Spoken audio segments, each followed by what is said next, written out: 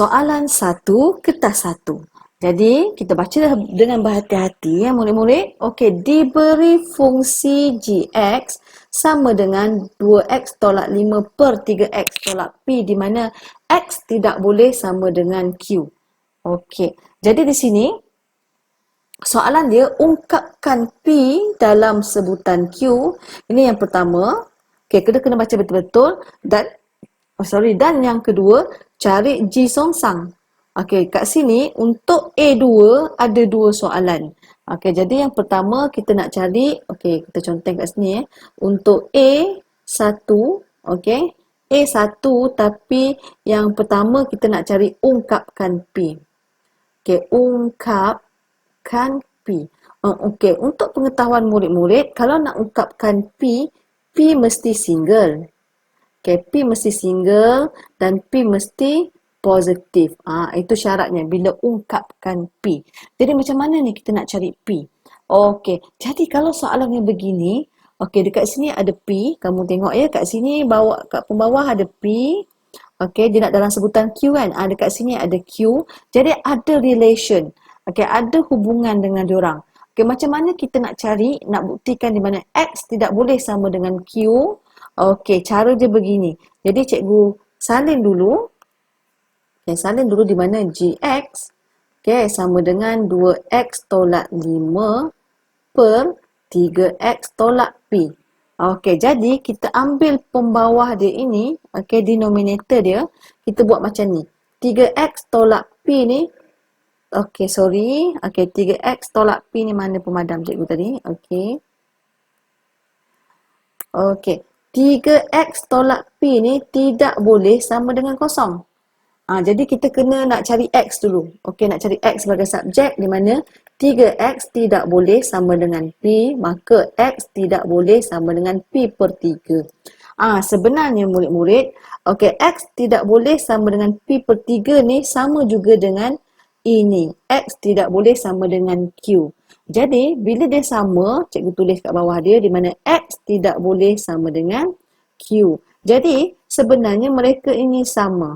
Okey, ini sama. Okey, bila sama, kita kena bandingkan lah. Kita bandingkan di mana P per 3, okey, sama dengan Q sebenarnya. Yang ini cikgu nak tunjukkan dia ni. Mana cikgu nak ambil ni? Ini sama. Ini sebenarnya sama dengan ini. Jadi cikgu pun samakan. Okey, kita bandingkan dia. Jadi disebabkan soalan nak ungkapkan P, jadi P sebagai subjek, jadi P mesti single dan positif, P dah positif dah. Okey, tapi tak single lagi. 3 bawa pergi kanan bermaksud kita darab, jadilah 3Q. Begitu. Jadi kita berjaya untuk menjawab soalan A1. Okey, A1. Tapi A1 yang pertama, A1 yang kedua yang ini, kita nak cari G inverse ataupun G songsang. Okey, untuk mencari G songsang. Okey. Untuk mencari G songsang. Allah, tak keluar tulisan cikgu. Okey, untuk mencari G songsang. Okey, untuk mencari G songsang ya murid-murid. Okey. Okey.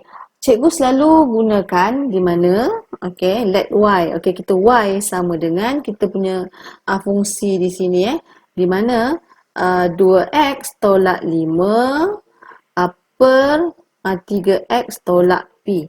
Jadi sini cikgu nak jadikan ekspres x dalam sebutan y.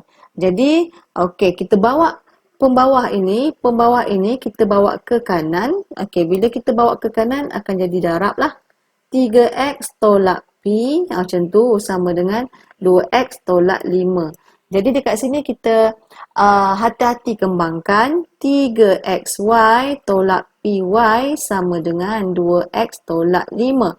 Jadi disebabkan kita nak ekspres x ataupun mencari sebutan x, jangan lupa nak mencari sebutan x, x mesti single, x mesti positif.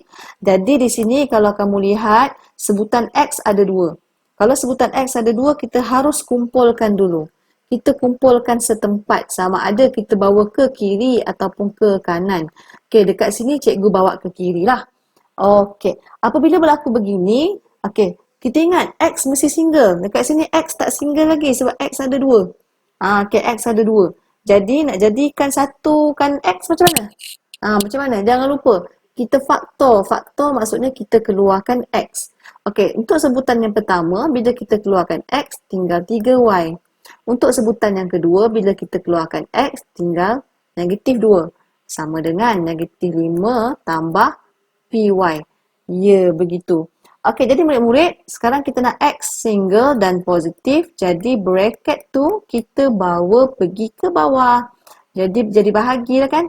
Yes. Jadi kita berjaya di sini. Ungkapkan X dalam sebutan Y. Di mana X mesti single, X mesti positif. Okey, bila dah berjaya ungkapkan X, jadi baru kita masukkan dalam ni.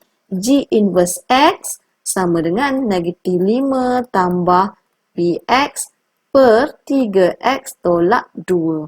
Okey, lebih cantik kalau cikgu susun positif di depan begini. Okey, 3X tolak 2. Okey, nak lengkap lagi di mana X kita tidak boleh sama dengan 2 per 3. Macam mana tu cikgu? Macam mana dapat X tidak boleh sama dengan 2 per 3? Ni cikgu tulis balik. Kamu jangan lupa pembawah ini, okey, kita jadikan macam ni. 3X, okey, tolak 2 tidak boleh sama dengan kosong. Okey, lepas tu 3X tidak boleh sama dengan 2. Di mana X tidak boleh sama dengan 2 per 3. Sebab tu dapat yang seperti cikgu tunjukkan. Okey, cikgu padam balik. Okey. Okey.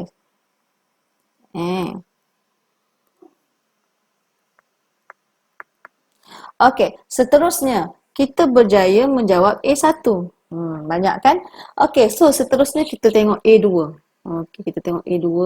Tolak sikit. Okey, A2 pula. A2 berbunyi, okey, diberi G kuasa N tolak 1 ni sama dengan yang diberi ni. Okey. Okey, tentukan nilai N dengan membandingkan G inverse. Okey, kena bandingkanlah pula. Jadi cikgu tulis dulu. G kuasa N tolak 1 X ni. Okey, sama dengan PX tolak 5. 3X tolak 2. Kita nak bandingkan dengan G inverse yang kita dapat tadi. Ini G inverse yang kita dapat tadi di mana? PX tolak 5, 3X tolak 2. Di mana kat sini X tak boleh sama dengan K. Di sini X tak boleh sama dengan 2 per 3. Okey, so sekarang dia suruh kita bandingkan. Okey, ni takut tak nampak. Nanti nampak macam A pula. Sebenarnya adalah G kuasa N tolak 1. Dia suruh kita cari nilai N. Kalau kita nak bandingkan dengan G inverse yang kita dapat tadi. Kita kena bandingkan. Okey, compare. Okey, bila kita nak compare, kamu tengok. Ni sama. Ni sama. Negatif 5 pun sama. 3X pun sama. Negatif 2 pun sama. Bila sama, sebenarnya mereka ni sama. Kalau sama tu bermaksud apa? Maksudnya, dia punya kuasa pun sama. Okey, bila kuasanya sama, N tolak 1 sama dengan negatif 1, N sama dengan kosong. Kita dapatlah N sama dengan kosong. Berjaya. Okey, lagi satu. Maksudnya, kalau fungsi ini sama, berarti yang ini pun sama. Okey, bila ini pun sama, kita compare nilai sini. Di mana kita dapatlah nilai K. Di mana K sama dengan 2 per 3. Yes, berjaya. Jadi kita berjaya mencari nilai N. Okey, kita berjaya mencari nilai N dan kita berjaya cari nilai K. Kan mudah di situ. Okey, jadi kita berjaya mendapat soalan ataupun jawapan A2. Okey, seterusnya.